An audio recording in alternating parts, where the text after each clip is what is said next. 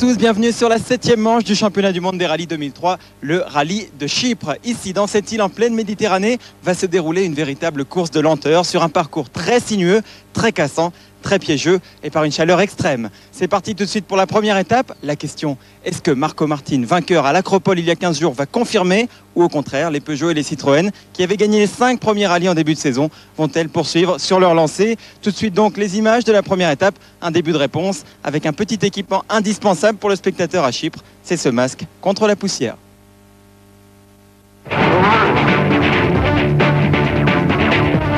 Plus chaud que l'Acropole, plus sinueux que le Safari, le rallye de Chypre est un concentré de difficultés. Chypre, c'est chaud, très très chaud, encore plus chaud. Il fait très très chaud ici. C'est chaud et poussiéreux. Et en plus, ça glisse. Ce terrain particulier, Sébastien Loeb va le découvrir, lui qui n'a effectué que les reconnaissances ici l'an passé. En revanche, Marco Martin fait partie des favoris. Gagner en Grèce était très agréable, mais la vie continue. Et ce rallye arrive si vite que je n'ai pas vraiment le temps de me retourner sur ma victoire. Il faut aussitôt penser à la suite. Et pour signer une deuxième victoire, Martin devra d'abord battre Marcus Gronholm. Le Finlandais est revanchard après un abandon prématuré au rallye de l'Acropole. Que pensez-vous de l'approche de Richard Burns qui mène le championnat du monde avec des résultats très réguliers? Est-ce que vous vous dites qu'avec l'ancien système, vous seriez en tête? On n'est pas en tête. Question suivante. Quand allez-vous être en tête? Après ce rallye. Vendredi, comme le veut la coutume, depuis qu'il pointe en tête du championnat du monde, l'Anglais Richard Burns s'élance le premier sur les 11 km de la spéciale numéro 1.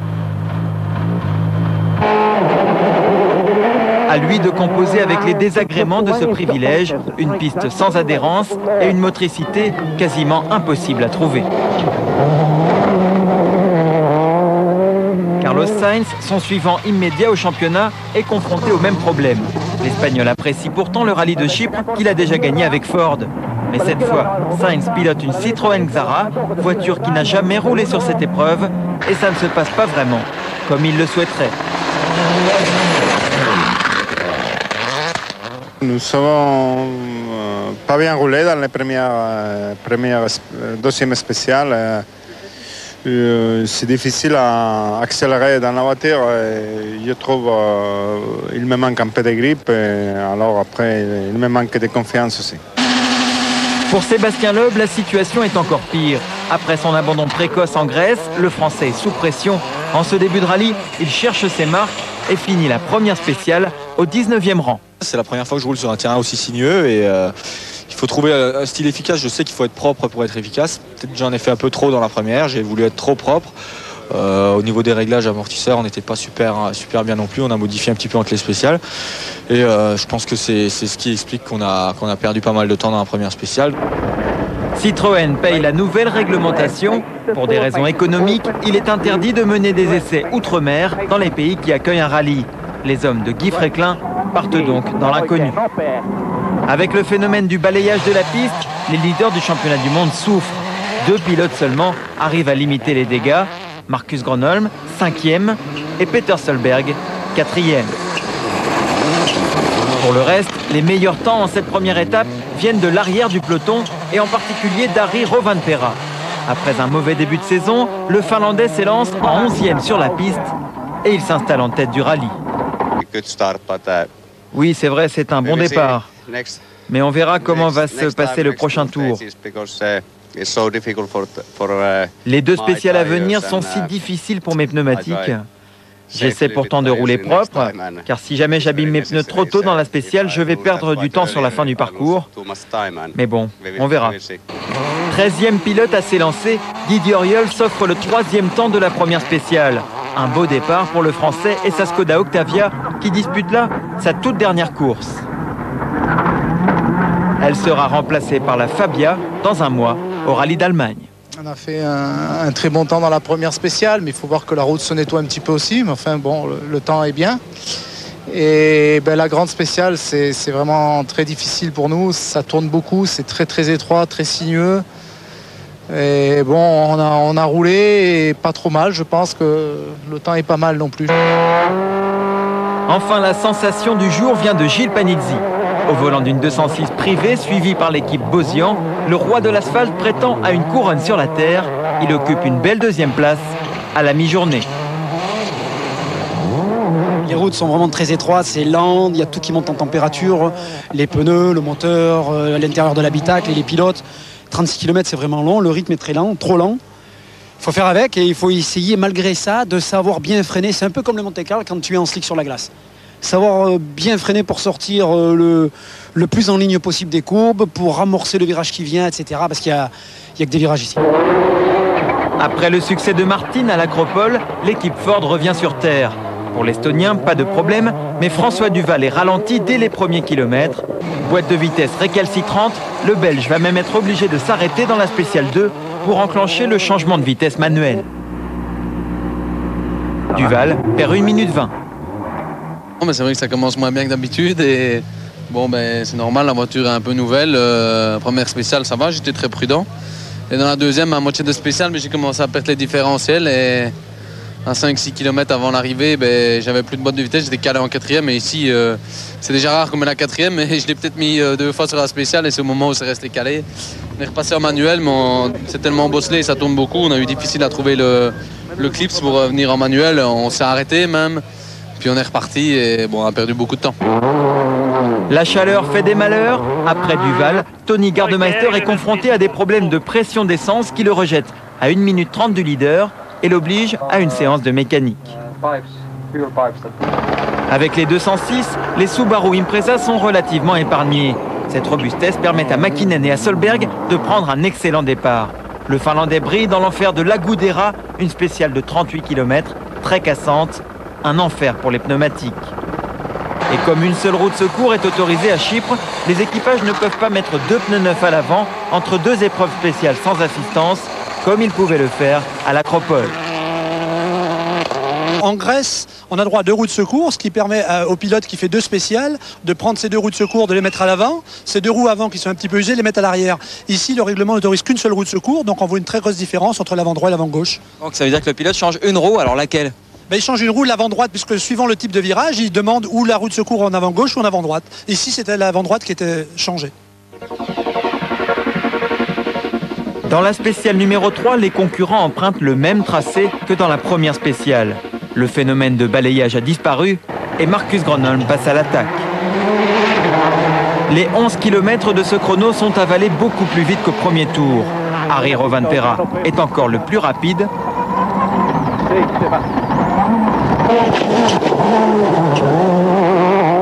Et Gilles Panizzi se classe 3e.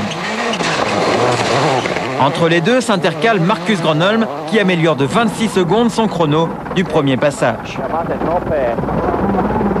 Et dans le dernier chrono de cette courte étape, le Finlandais va même prendre la tête du rallye. Il distance Gilles Panizzi de 19 secondes alors que les 2 autres pilotes Peugeot sont en difficulté.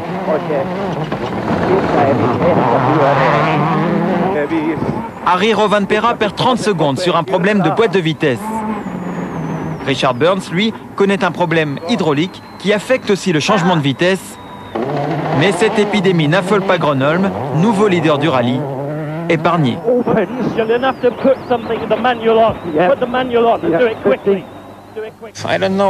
Je ne sais pas pourquoi les autres ont eu ces problèmes de boîte ici et en Grèce. Depuis 2 ans, on n'avait plus connu ça, donc ce n'est peut-être pas si grave, je ne sais pas. Gronholm est inimitable, mais l'équipe Citroën possède dans ses rangs un pilote capable de signer des temps d'une autre planète, surtout dans les longs chronos. C'est Sébastien Loeb.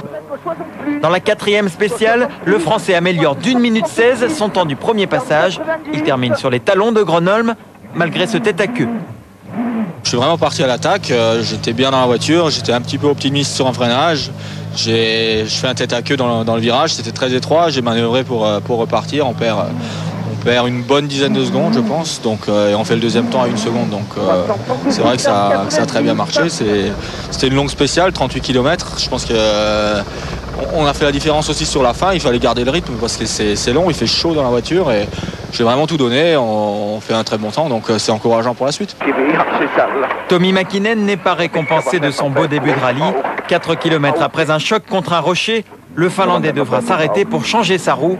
Avec en plus une direction assistée défaillante, il perdra près de 10 minutes.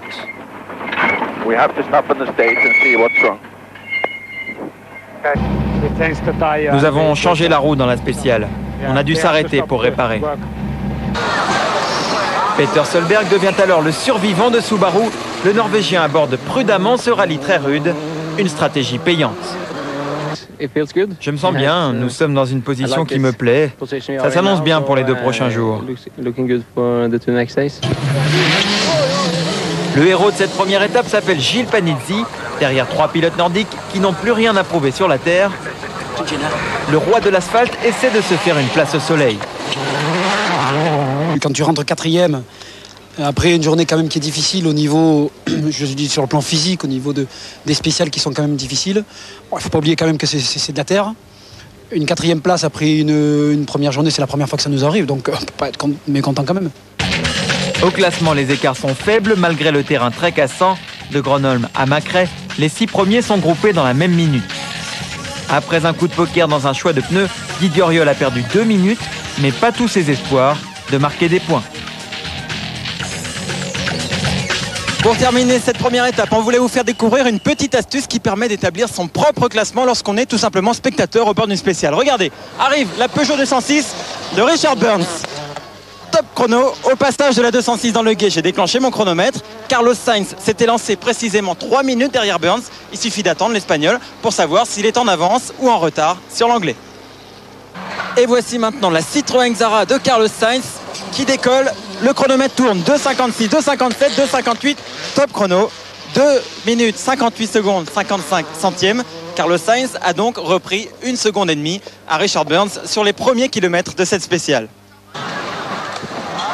Toujours au même endroit, voici maintenant Marcus Grönholm déchaîné qui passe 5 minutes 56 secondes. Il a donc repris 4 secondes à Richard Burns et 2 à Carlos Sainz. On termine notre petit jeu avec Marco Martin, le vainqueur du rallye de l'Acropole sur sa Ford. Attention, top chrono, petite touche de Marco Martin, moins 4 secondes. Il est dans le même temps que Marcus Grönholm. Et la comparaison entre les temps intermédiaires et les temps à l'arrivée est intéressante. À mi-parcours, Grönholm et Martin étaient à égalité, mais l'Estonien a perdu 2 secondes sur la fin de la spéciale. Sainz et Burns, eux, ont disputé toute la spéciale sur le même rythme. Entre le point intermédiaire et l'arrivée, 5 km plus loin, leur retard sur Grönholm a plus que doublé. Voilà pour cette petite astuce, ce petit système qui permet d'être un spectateur actif et surtout d'avoir des informations précieuses sur le classement en cours. On passe tout de suite à la 2e étape de ce rallye de Chypre avec toujours à la caméra Orazio Gaggino, au montage Daniele Pastor.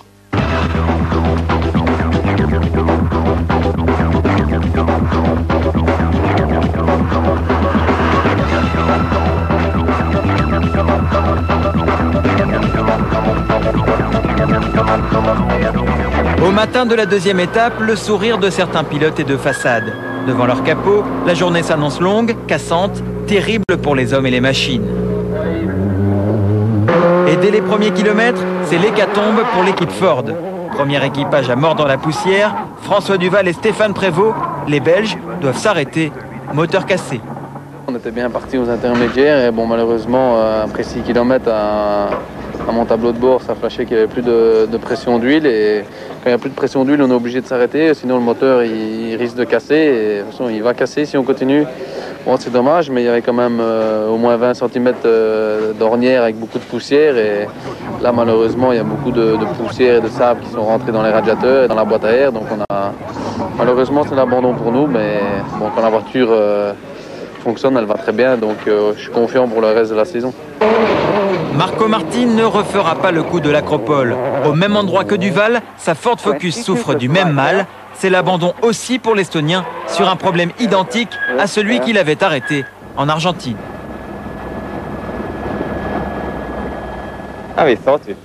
On croyait avoir résolu ce problème, mais ici les conditions sont vraiment extrêmes. Malheureusement, ça s'est reproduit. Nous devons faire en sorte que ça n'arrive plus. Mais je suis confiant car les rallyes à venir cette année ne devraient pas poser de problème à ce niveau-là. Après la poussière, les pierres. Marcus Grönholm, le leader, va tout perdre sur la rupture de son arbre de transmission.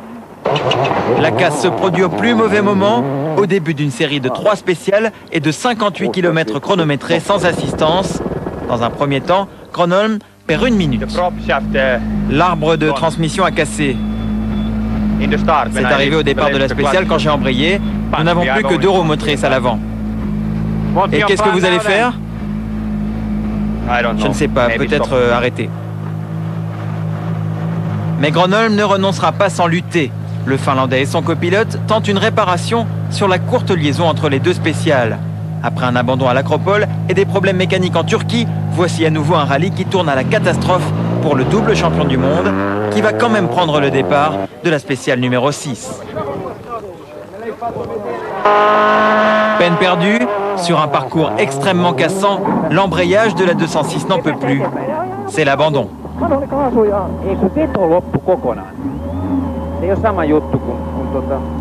Gronholm, abattu, quitte un rallye qu'il avait remporté l'an passé.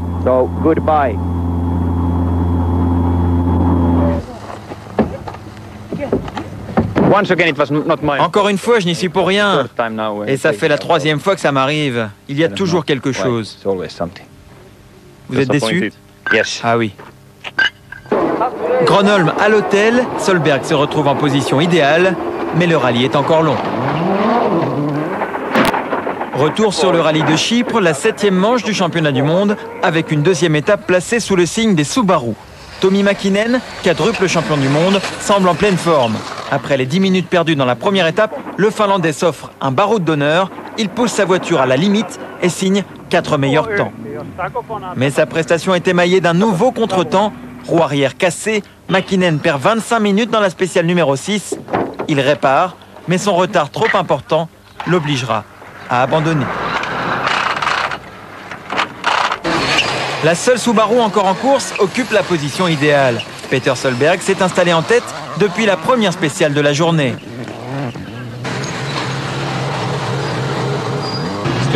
C'est vraiment dommage que Marcus ait abandonné. On aurait pu faire une belle bagarre avec lui aujourd'hui. Mais ce rallye est comme ça, il est très dur, très cassant. Et comme j'ai dit hier, il vaut mieux rester calme au début, voir ce qui se passe et ensuite attaquer le dernier jour au besoin. Pour un Solberg satisfait et souriant, 10 autres pilotes pâtissent au contraire de la poussière et de la chaleur. À la température de 40 degrés s'ajoute le tracé très sinueux pour rendre impossible le refroidissement des moteurs. Le Belge Freddy Loax est la nouvelle victime de ce cocktail. La Hyundai abandonne une nouvelle fois dans une saison difficile pour la marque coréenne. Et puis dans la même spéciale, Gilles Panizzi va rejoindre la liste des abandons. Le Français n'y est pour rien. C'est le moteur de sa 206 qui n'a pas supporté les contraintes du parcours. Fin de la démonstration de Panizzi qui quitte le rallye, la tête haute. Au dernier classement, il occupait le 3e rang. Je pense qu'on a eu des problèmes de température moteur qui sont montés très hautes et qui nous a contraints à l'abandon. Le moteur s'est pratiquement arrêté là où nous sommes, donc c'est impossible d'aller plus loin. Les temps étaient bons, ma confiance était de mieux en mieux et je pense que le feeling était superbe sur ce rallye. C'est la vie, je dirais que cette course est très difficile, donc il y a beaucoup de concurrents qui vont connaître le même sort que nous, c'est comme ça. Ce sera pour la prochaine fois, je dirais qu'aujourd'hui, les temps que je réalise sur la Terre sont du niveau des autres. Donc pour un podium, il faudra attendre encore un petit peu. Bombardé de mauvaises nouvelles, Corrado Provera philosophe. Après la spéciale 7, le classement a complètement changé. 6 voitures sont hors jeu. Restent Solberg et Rovanperä à la lutte, suivis par les 3 Citroën, celle de Loeb en tête. Très cassant ce matin, très difficile, très étroit. Et puis je pense que c'est ce que j'ai dit au début du rallye, celui qui arrive au bout sans faire d'erreur, en roulant quand même sur un rythme correct, je pense qu'il est pas mal placé. Actuellement, on a perdu beaucoup de temps au début de course, là on roule pas mal maintenant. Et puis bon, la place qu'on a pour l'instant est pas mal. Le flamboyant Solberg semble de mieux en mieux placé pour signer un 2e succès en WRC après celui du rallye de Grande-Bretagne l'an passé. La Subaru Impreza 2003, lancée en janvier au Monte-Carlo, court, elle, après sa première victoire.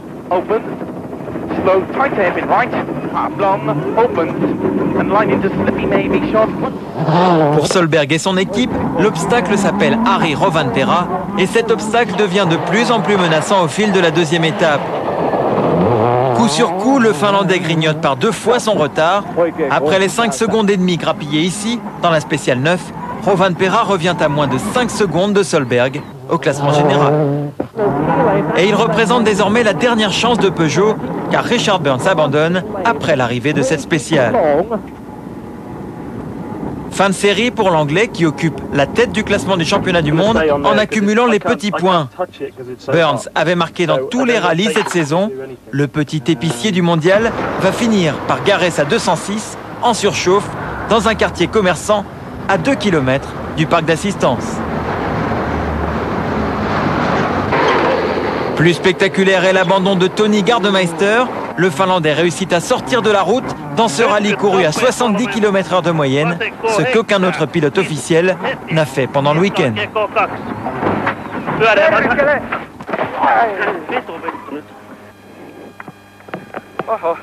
Bousculé par Rovanperä, Peter Solberg tente l'échappée belle dans la spéciale numéro 10. Il devance le Finlandais de 10 secondes sur un terrain particulier. Ici, c'est sans doute la portion la plus rapide de toute l'épreuve. Une rivière est sur le côté et la piste suit le lit de cette rivière. C'est un passage à fond de 6e, mais il y a quelques virages cachés vers la fin. Ensuite, on tourne à gauche, on franchit la rivière et on revient sur la piste. Et là, on est sur l'autre versant de la vallée. C'est ultra rapide. Il y a des pierres partout. Si vous sortez trop large d'1 mètre, vous arrachez une roue, c'est très très chaud. Le seul rallye auquel on puisse comparer ce passage, c'est le Safari. Et de son côté, Peter Solberg rassure son équipe. Malgré les apparences chronométriques, il ménage sa monture. Je reste quand même prudent. Vous avez vu tout ce qui est arrivé aux autres. Je garde la même stratégie depuis le départ du rallye. Si je dois le faire, je peux aller encore 10% plus vite, mais il n'y a pas lieu de le faire. Je ne veux pas risquer l'abandon, je veux gagner ici. Et dans quelle portion votre voiture est-elle la plus efficace? Dans les parties très cassantes, très pierreuses? Notre voiture est à l'aise quand il y a des cailloux, quand ça glisse, et surtout quand c'est plat. Si jamais la spéciale est en montée, là on perd du temps. C'est le problème. Mais pour ce rallye, notre voiture est parfaite. Discrète sortie de scène pour la Skoda Octavia. Après Gardemeister, c'est Didier Auriol et Denis Giraudet qui abandonnent. La fiabilité de la voiture tchèque a été prise en défaut. Sur le routier, en revenant à l'assistance, on a eu une alarme électrique. Et en fait, c'était une cosse qui alimente l'alternateur qui était en train de fondre. Et on a essayé de réparer. On a pu repartir sur une dizaine de kilomètres, mais là, c'est le fil qui a fondu ensuite. Et malheureusement, on n'avait plus de batterie pour pouvoir terminer. On aurait bien aimé amener quelques points. Et je pense que c'était possible quand on voit ce qui s'est passé. Mais bon, c'est comme ça. On espère qu'on aura un peu plus de chance avec la Fabia. Dans le lit de la rivière décrit par le copilote de Solberg, Colin McRae s'est fait très peur. L'Écossais a endommagé une suspension arrière dans un choc contre une pierre. Mécanicien hors pair, McRae a réparé sa voiture sur le parcours de liaison. J'ai juste heurté une pierre. Je ne sais pas d'où elle venait, je ne l'ai même pas vue.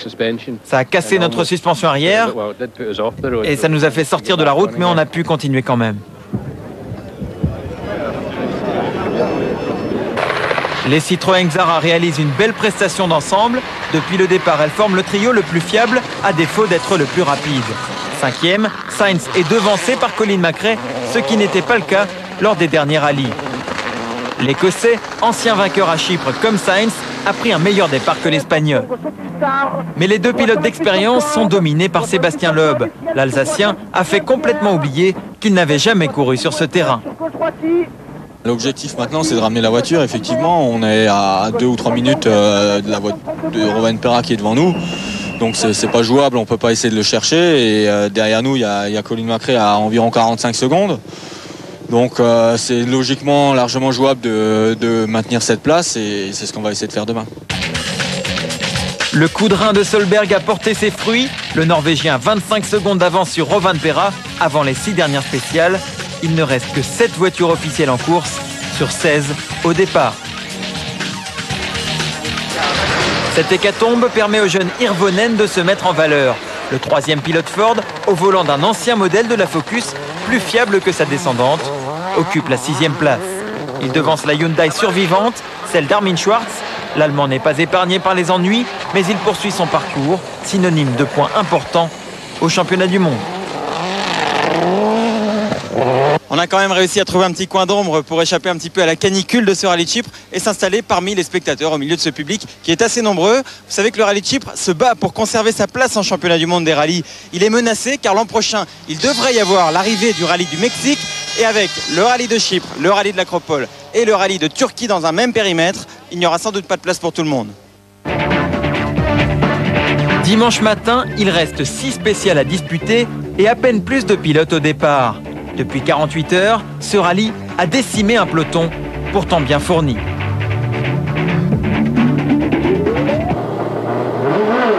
Armin Schwarz ouvre la route, mais l'Allemand navigue déjà à plus de 10 minutes des leaders. En adoptant le rythme le plus lent des hommes encore en course, il va cueillir une 7e place courageuse. Même chose pour Mikko Hirvonen. À 22 ans, le Finlandais va marquer ses premiers points en championnat du monde.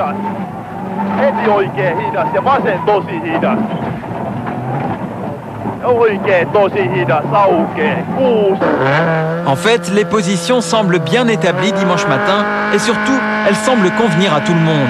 Ce qui ne va pas empêcher Rovanperä de tenter une dernière attaque sur Solberg.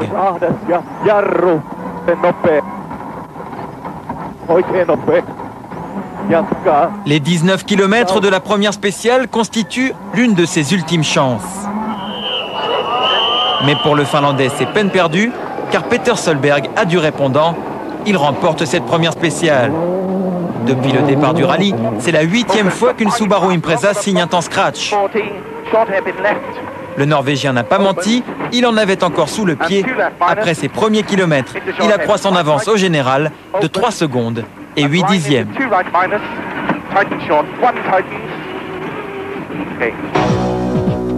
Le procédé virtuel spectateur le montre, le rallye semble joué. C'est le cas lorsque le classement de chaque spéciale correspond trait pour trait au classement général. Pas de bagarre, pas de remontée, Solberg contrôle et les autres suivent. Dans la 3e épreuve chronométrée de la journée, pourtant, Sébastien Loeb va connaître une alerte. La Xara WRC souffre d'un problème électronique au niveau du tableau de bord et Loeb ne peut plus rouler normalement.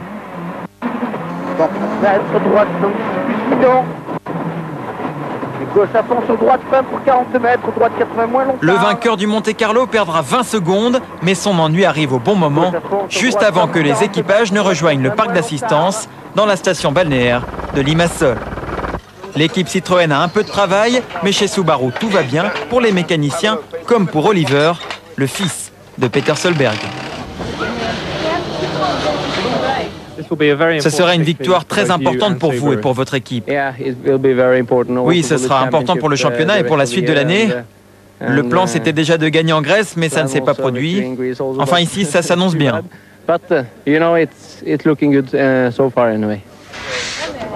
Alors que Marcus Gronholm est réduit au rôle de vacancier depuis le début de la 2e étape, l'assistance de Peugeot a tout de la routine. Et pourtant, le rallye de Rovanperä est loin d'être terminé. Nous sommes sur la spéciale numéro 16, l'arrivée du rallye est en vue, mais la 206 WRC numéro 3 ne fonctionne pas normalement.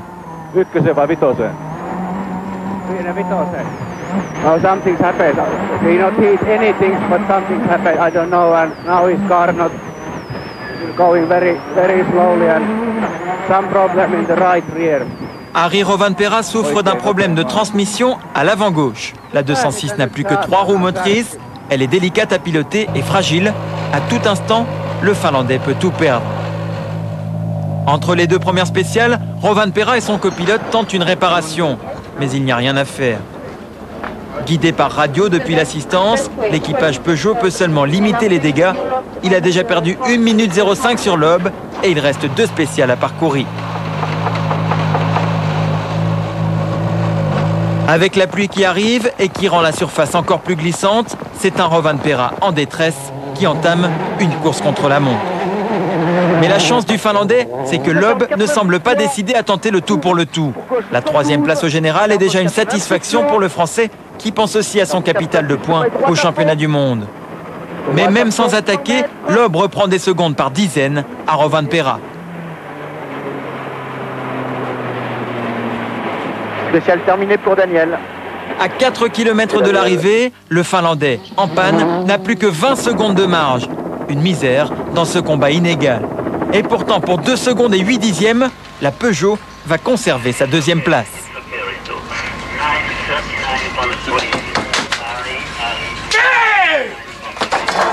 Après un rallye chaotique pour toute l'équipe, Harry est un héros.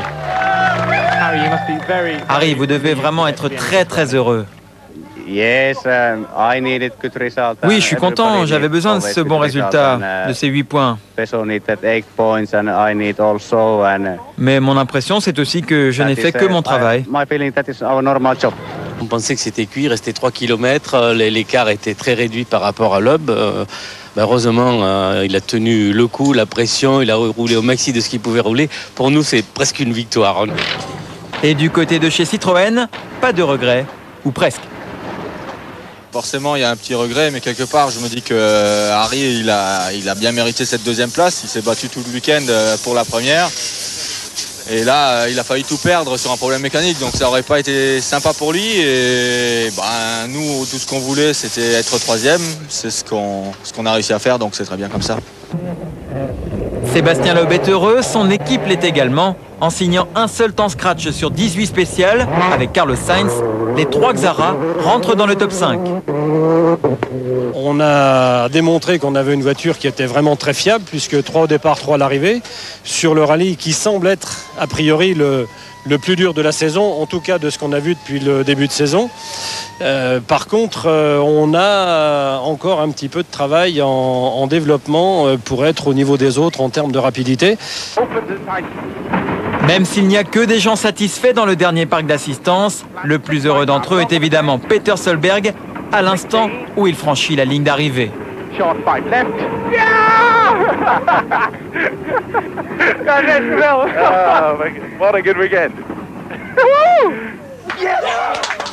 Entre le Norvégien et Subaru, c'est une histoire d'amour. Solberg vient de re-signer un contrat longue durée avec le constructeur japonais. Extraverti, souriant, Hollywood Solberg fait la joie de toute son équipe et son compagnon d'écurie et ami, Tommi Mäkinen, est le premier à venir le féliciter.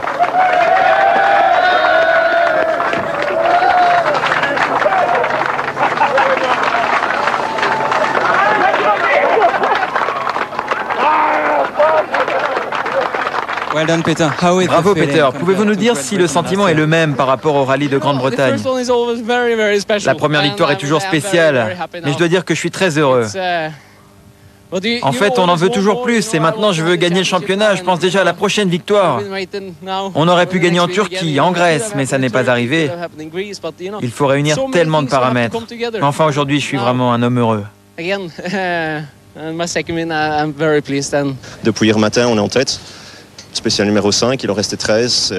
Bon, tout était à la limite ici, c'est sûr. Les températures, tout le monde avait des petits problèmes et on n'a pas eu de problème en spécial. Mais bon, c'était juste et on pouvait que attendre la fin.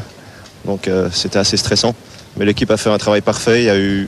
On n'a perdu aucun temps en spécial ou à l'assistance, donc c'est vraiment parfait. À 28 ans, Solberg remporte donc sa deuxième victoire en championnat du monde. Premier podium de la saison pour Rovanperä et premier podium sur la terre pour Sébastien Loeb. Au championnat du monde, Solberg fait la bonne affaire du week-end. Il revient au 4e rang à 1 point de Grönholm. Grâce aux joies du système d'attribution des points introduit cette année, Burns reste en tête du championnat alors qu'il n'a rien gagné. L'Anglais devance les 5 pilotes qui se sont partagés les succès en 2003. Chez les constructeurs, Subaru passe Ford et Citroën réduit doucement l'écart sur Peugeot grâce à une fiabilité supérieure. Mais l'équipe 3 fois championne du monde a mangé son pain noir.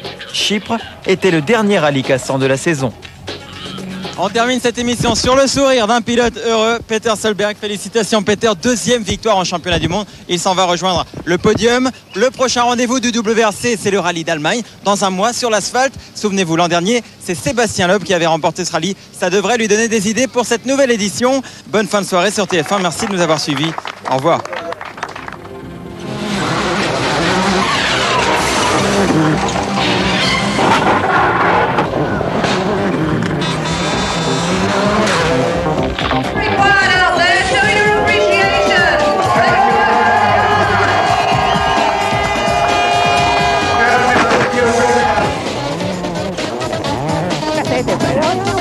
chaud.